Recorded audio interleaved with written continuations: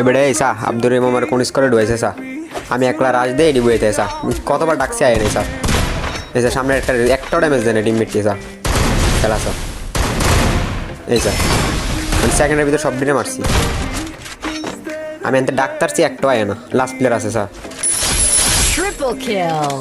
last প্লেয়ারে মারতো যা আমি ভালো ফাঁকটা তাও আইতো না আমি সিল্লেতেছি কত চাই না